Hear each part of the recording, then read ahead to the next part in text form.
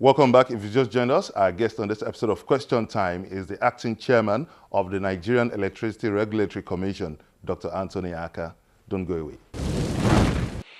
The decision to hike the price of electricity has attracted public condemnation and criticism. Do you have any justification for this? Well, thank you so much for that question. As you are aware, there are various court cases going on this issue. So as much as possible, I would not like to talk on the substance of that case. But what I would say is that there were consultations that were made. We felt that there's a need for a good tariff. And at the end of the day, the decision on those issues depends on the court. However, fundamentally, it's important for us to state that the regulation-making process for NERC and the powers thereto to do that, as clearly stated in Section 76 and 96, allows that we must have consultations. And even when the regulation is done, it also gives you a 60-day window to write on any specific concern that you have, so that we can sit down in an open, transparent manner, look at those issues, and agree based on superior argument. So what it means is that the window for consultation have not closed. The regulator do not sit down and just come up with a tariff. Nigerians, we are carried along. There are clear evidence to that. The Act says consultation. It did not specify which specific group. If you feel aggrieved, as much as possible, if it's possible, avail of that 60-day window. We have a 60-day window for all of us to sit down together and say, you complained on this particular aspect of the tariff. Let's look at the indices. Just looking at how extensive and how valid your consultation was, which you claim you did, why was the labor union, which represent the masses and a large size of Nigerians, be excluded from your consultation? I think first and foremost, I need to clear this issue about, is it the federal government? A regulator was created, Nigerian Electricity Regulatory Commission. The tariff is a sector tariff. The sector players brought in the tariff. The regulator looked at it based on prudency and based on necessity. The regulator removed those cost elements that they feel are not going to be prudently incurred. Over 100 radio and TV announcements were made. We have documentary evidence to that. Some members of TUC attended also to some of the consultations that were done in some other states. There were publications that were done in newspapers. The Act did not provide clearly and say this body must specifically be invited. We did expect that under those wide consultations that were thrown open, groups could have submitted their position paper. However, we have due regards for the concerns of labor. We have due regards for the concerns of TUC. We're only saying that within the window that we have also, we are under law obligated to accommodate those concerns. So we are yet to get any of such specific concern that deals with the tariff-making model. Either the indices were not appropriate, either the assumptions that we gave were not supposed to be, and we are open to even come to their offices to bring that model to them so that we can look at the data. Tell us which specific aspect you feel needs to be looked upon. The whole essence of the electricity hike has been hinged on plans to exploit Nigerians, with the metering system not considered, not factored in their plans. Why was the plan putting the hike before the metering system? I need to say one thing clear.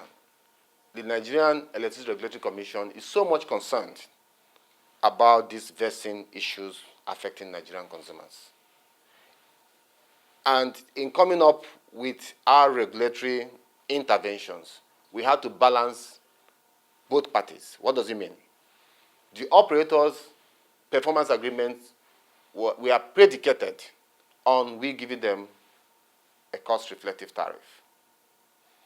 You want me to give you a quality bread but then you were regulating the price of bread to be far below my cost. How do I do that? We did our research and we found out that that was true. On the other side, the consumers were complaining that they were not being metered. There were issues about crazy or wrongful billing. They were being compelled to buy electric poles, transformers, and the rest of them. They were being arbitrarily disconnected without due process. And in coming up with our regulatory intervention, we now have to integrate all these concerns into the new regulatory intervention that we did. And those concerns is, you don't have any excuse whatsoever now to tell us you could not meter Nigerians. At the same time, there are penalties now. There are cluster penalties now. What it means now is that within a certain period of time, you must meter Nigerians. And if you don't meter Nigerians within this certain period of time, the regulator has various options. We can impose heavy sanctions on them. We can decide to cap what is going to be the maximum amount you can charge a one-bedroom apartment, a two-bedroom house, a small store. We also gave the Nigerian consumers the authority now to reject any unestimated billing that you feel does not look rational and pay only the last one that you accepted. However, you submit that bill, disputed bill, through our redress-making process. If we find out that at the end of the day that bill was genuine, then you have to pay it. The federal government has given a marching order to the discos to ensure the installation of prepaid meters to the Nigerian customers without further delay. So what is the Nigerian Electricity Regulatory Commission doing to ensure compliance in this regard? We have a monitoring team. We've written to them to send us hard and soft copies with phone numbers, the addresses of the consumers they claim to have metered in line with their performance agreement. There are clear monthly meter rollout agreements that were reached. NERC will do spot check to make sure that those information they gave us are valid. If we see any discrepancy on that, that's a major offense, because that means you deliberately gave us a false information. So we also have given them a matching order that going forward, all those that they've collected money from in form of advance money for metering must be metered within the stipulated time. As we speak today, there is massive publicity going to that effect.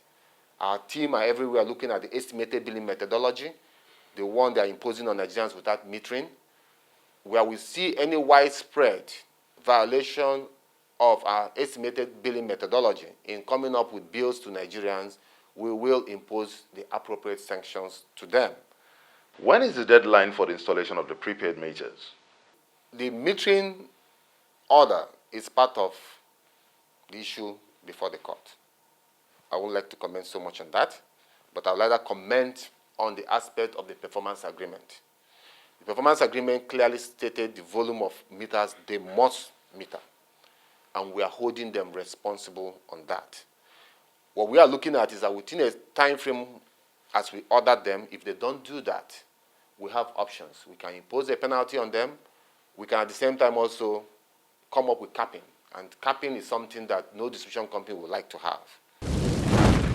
You may also join in this conversation by sending us your comments on our various social media platforms. They are showing on your screen. Coming up on Question Time, what happens to the power purchase agreement and why is it yet to be activated? Find out from the acting chairman of NERC, Dr. Anthony Akah, after the break.